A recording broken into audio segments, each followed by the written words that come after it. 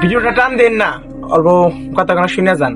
তারাবির নামাজ না পড়তে পারলে রোজা হবে কিনা? প্রিয় ভাই এবং প্রিয় বোনেরা আমার, সামনে রমজান মাস চলে আসছে এবং এই রমজান মাসে অনেকে অনেক বিভ্রান্তির সম্মুখীন হয়, অনেকে অনেক সন্দেহের ভিতরে পতিত হয়। প্রিয় ভাই এবং প্রিয় বোনেরা আমার, যেমন উদাহরণস্বরূপ অনেকেই দেখা যায় মনের ভুলে কোনো কিছু খেয়ে ফেলেছে এবং এটাকে সে মনে করে তার রোজা ভেঙে গিয়েছে। আবার অনেকে এটাও মনে করে যে অনেকে তারাবির নামাজ পড়ে না এবং এটাকে সে মনে করে যে তার রোজাও হবে না, এবং একদিন দেখা গিয়েছে তার তারাবির নামাজ ছুটে গিয়েছে।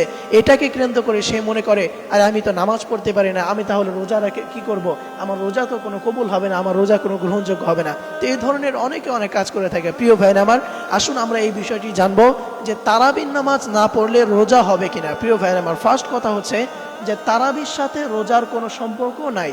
এই তারাবির সাথে রোজার কোনো সম্পর্ক নাই।